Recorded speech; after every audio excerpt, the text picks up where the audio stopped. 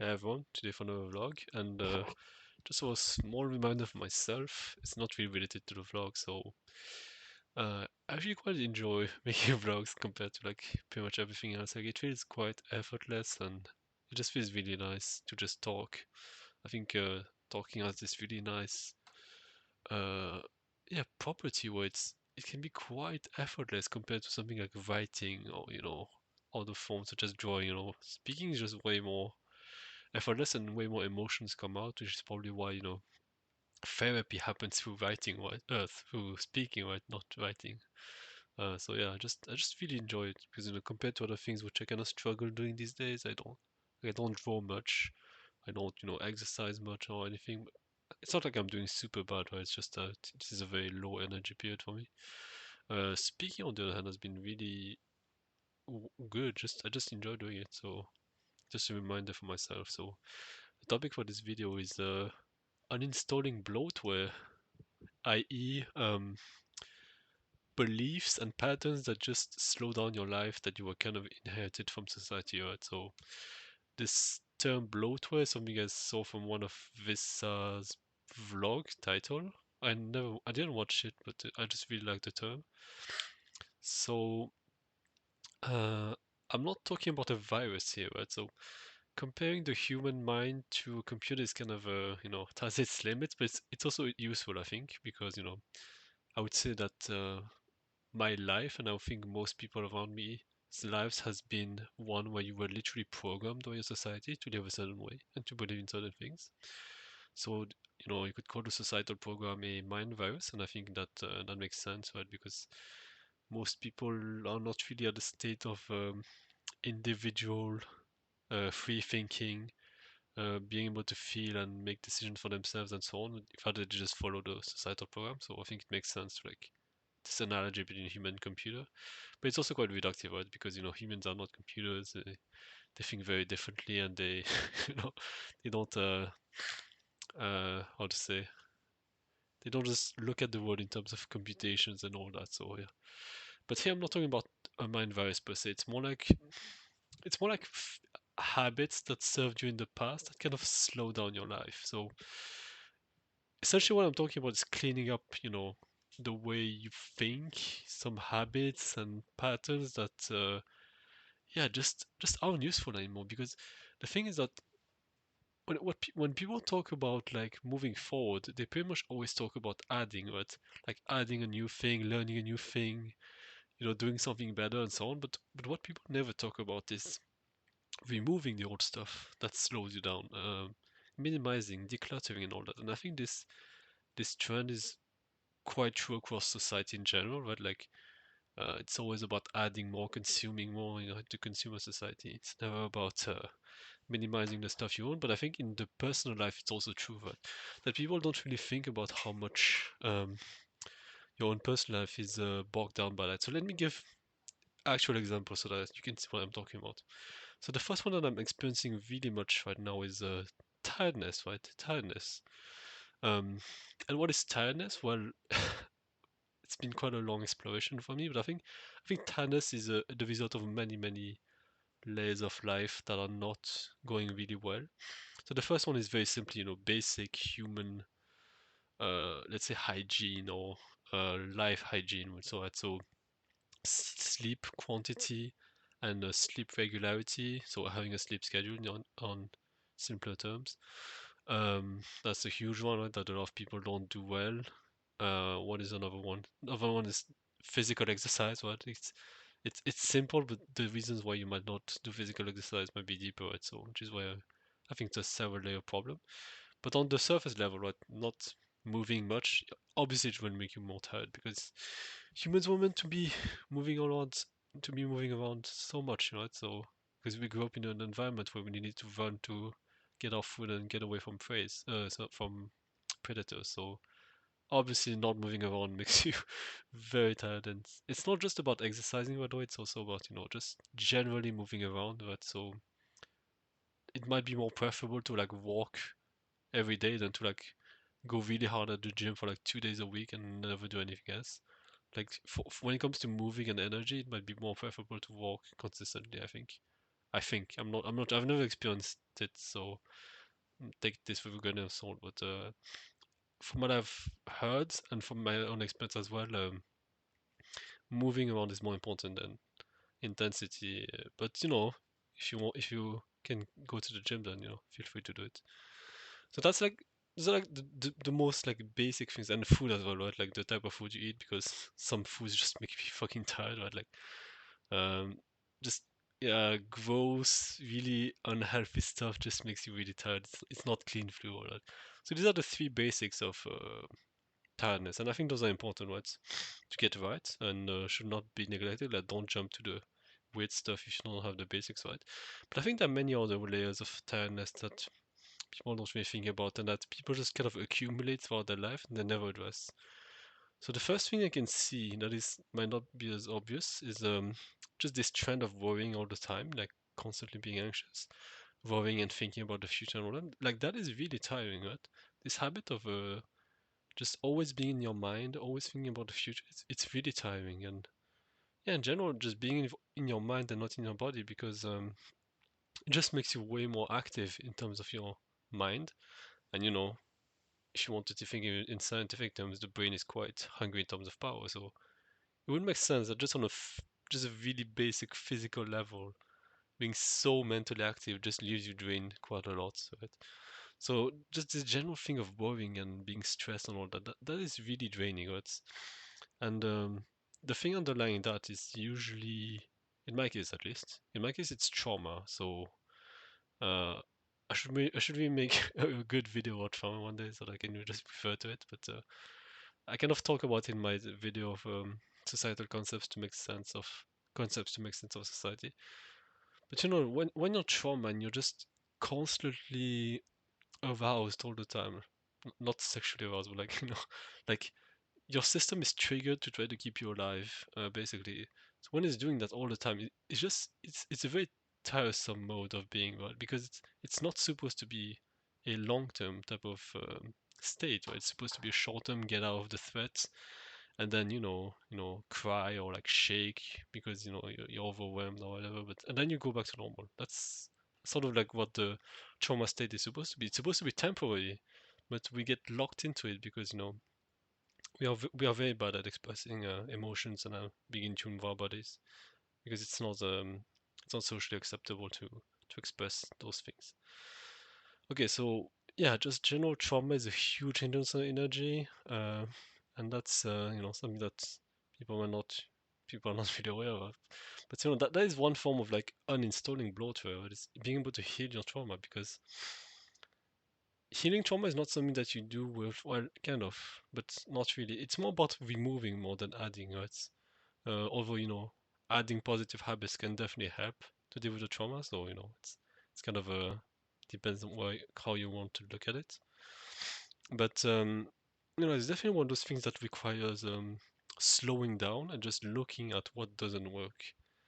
And yeah, that's I feel like it's kind of rare now to see people just doing it, and just because people seem to always be about moving forward and doing quote unquote being productive, but then again, what is being productive? Like, is working for someone else and never thinking about your own goals in life? Is that really productive? Like, I don't know. I personally wouldn't call that really productive, because it's not like you're really moving forward your own path, but whatever. Um, yeah, it seems like it's always about addition, increasing efficiency and all that. It's never about removing the bad stuff. So the tiredness is a really huge one. Right? Like I could go more into depth into that, but just slowing down and seeing why you're so tired is a huge thing, because it can help you so much in other areas of your life. Because it can become quite a huge bottleneck. Right? When you're tired, obviously you have less energy, and so you can't do as much. And it also becomes harder to do it well, and so on. So it's a huge bottleneck, tiredness. It's the biggest one that I see so far, because it's the one I've been dealing most with lately. But there are many other forms of bottlenecks that you can find in life. Such as, well, I guess this video is not so much about bottlenecks, right? It's more about kind of cleaning up your life, kind of clearing up the bad habits. So what are other bad habits that kind of result from all of this social programming and all that? Well, the second one that comes to me kind of clearly is that this obsession with consuming, right? It's not something I really struggle with. Fortunately, I've been very fortunate to come across the right books and just be in the right family environment one that doesn't really promote spending a lot. But spending a lot, that's a really it's a really like unquestioned habits, and like it's one of those things that you kind of do and you never really question it. And if you question it, you would very likely kind of start stopping naturally, right? Well, maybe not. I've never experienced it, so maybe it's not as easy as they make it sound, right? But there are just many things that we kind of start doing, and we never really question why we do it. But it's not a matter of us doing it because there's a deliberate, conscious decision behind it. It's more like we just never thought about doing something else. So for an example, just a very quick example to out there, like I never really thought about like using something else than like those really cheap razors that they sell you with the cartridges. I never really thought about using something like I don't know an electric razor because it's not like I have a beard, for example. Like it's not like I need a clean shave personally. I just need something to just remove like the really long stuff, whatever. So I actually heard someone who just uses an electric razor for that. And it's kind of I never thought you could do that. I don't know if it's a good idea, but just thinking about the possibility. That's something I never thought about. That's a really small thing, right? What about the big things in my life that I never really thought about? Um, I feel like I might be missing some really huge examples of like bloatware in your life, but like yeah, those are the two biggest ones that come to me, right? Like tiredness and consuming, and perhaps I could just slow down a bit and think about a few ones, like rather than just try to talk a lot and fill the silence. So let me just think about for a while.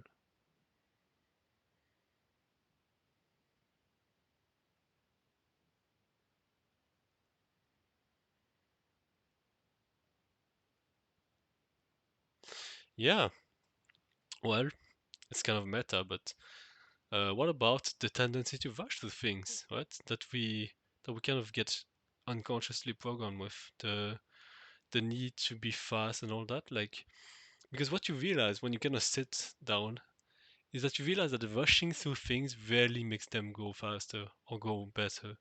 Because when you rush through things, usually it becomes worse. There are more mistakes, and as a result, you have to spend time to fix the mistake.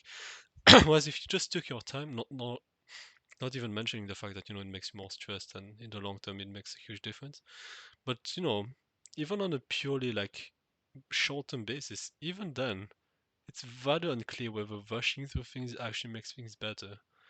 Um, it's very questionable at least. Sometimes it does, although I wouldn't bet on it, right? Sometimes it literally just makes things worse because you have to spend more time fixing it and re-cleaning everything up. It's yeah, I think it's one of those cases where it's really, really about questioning a deep assumption about why we do something, right? Why do we rush? Why do we feel compelled to go faster? Usually, it's never conscious. It's actually almost never a conscious decision.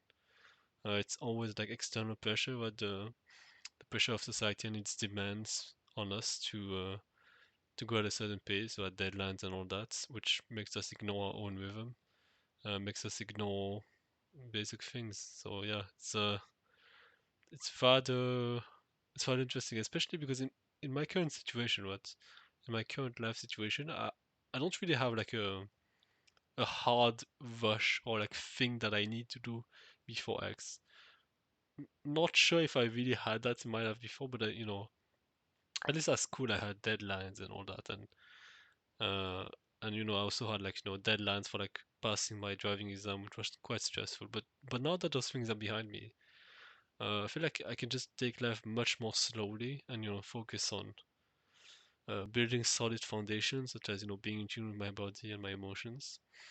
And yeah, I feel like at this point the pressure is mostly self-induced. It's mostly comes from myself. It's and the remnants of like the society that lives within myself, so to speak. So the self coercion that was induced by the external. Yeah, but it's not very useful at this point to just rush for things. I don't think I need to rush for anything. I think I can just take my time and sort of enjoy life and work on building solid things rather than try to rush through results and a process. And it's yeah, it's I'm sure there's a lot more to say about this topic. Unfortunately, I should have probably just written a couple of examples before starting it because I'm really bad at coming up with good examples on the fly. If you give him a good prompt, I can kind of get started, but I also need examples. I feel like, but yeah, I guess I can finish with this one because it's quite personal. I kind of want to make a proper one about it, even maybe talk to people about it because I feel like no one talks about. Maybe I'm quite rare experiencing it, but this habit, this really bad habit of mine that I see is my tendency to like hoard things. And the thing is, I never hoard physical things, but I also noticed that in my parents. So I think there's a scarcity mindset going on that I inherited from them. I kind of hoard things which are never physical. Like, I don't buy material. I'm not really a consumer type of person. I don't really care about money honestly, except for buying the things I need, right, such as food and rent. But other than that, I don't really care about money. But I see myself holding a lot of things such as basically just knowledge, books and videos about life and all that stuff. I see myself holding really hard and those, and I also have a lot of notes scattered all over my place, and it's making me, kind of tired having to sort them into my new system.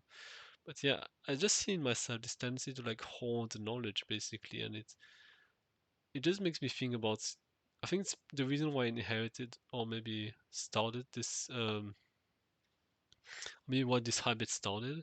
It's probably because at some point I kind of needed self-help to improve my life, and it was really helpful. It really helped me a lot to deal with life in a better way, uh, in a more conscious way rather than the more mechanical and sleepwalking type of life I was living before. And it really helped. But I feel like this self-help period was also very much characterized by a certain shame in myself. Like I felt like if I didn't do it, then there would be something wrong with me.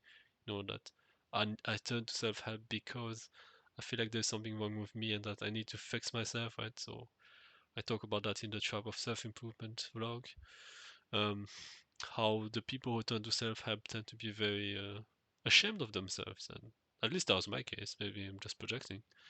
That was my case certainly, and yeah, it's it's not really a super helpful habit. I think at this point, I think at this point I need to be kind of a bit more loose, just more chill, more okay with indulgence, more okay with whatever. Because there was a period, because I feel like the period of being strict with myself and disciplined and really take my life seriously, that was really important, and I'm sure it will come back again. Like I'm sure there will be another period where I'll be more serious and more and all that. But I feel like you know, people like the right thing to do is very context dependent, and so at some point that was useful, but nowadays it's for me it's not really useful. So yeah, at this point it's kind of becoming a bloat in my life. I'm just caring so much about taking notes and making sure everything is neatly organized and making sure I read constantly. I mean, I still find myself reading because it's one of the few things that I can do at work when I have nothing to do, and that is actually quite common. I spend a lot of time at work not having anything to do in terms of my job. Like I'm supposed to like pretend to work. It's kind of cringe, but yeah, that's how it is. But at least I don't have to like at least I'm not like squeezed to work really hard. Right? So on the other hand, I'm very much privileged in that regard. So yeah, um, old habits to shade away, I guess, is the bottom line. I don't think I did a really good job in this vlog, but just kind of felt important to talk about. And I guess I kind of want to finish with another point, right? Before closing this one, it seems to me like the end is always something that society struggles with. And I mean, for example, something such as death, right? You know, obviously the end of your life as a human being, that's obviously something that society constantly runs away from. But even in less serious things, I think there are many things that society is bad at when it comes to dealing with the end parts. So, for example, let's say the end of childhood, right? I feel like it's something that people are notoriously bad at dealing with, or maybe I don't know how much people talk about it, but I can definitely see that in uh, the culture where people really glamorize childhood, and I guess I can see why, because it's a very like low pressure time. No expectations are put on you, and the world seems so magic and all that. But I feel like people are very bad at moving on from that, right? At mourning their own childhood and moving on from that, and to just recognize that being an adult comes with, yeah, it comes with more responsibilities, but at the same time it also gives you way more freedom, and you're as an adult you're actually able to like deal with emotions, deal with things, right, rather than being at the mercy of everything and your surroundings. And I feel like the ability to transition, from the end of one thing to another is something that society is especially bad at doing. So death, childhood are the two things I mentioned. Just I don't know. Again, I'm really bad coming up with examples on the fly. But just like the end of a relationship, for example, like the end of a relationship is a really shitty thing. But I've never been in a romantic relationship, so I can't comment on that. But if a relationship ends, then it's for the better of both people, right? Like it's because they've concluded that they would rather be alone than to stay with to stay with one another, and that it's more painful to stay with one another than to go your own ways. So like yes, it is a very painful process.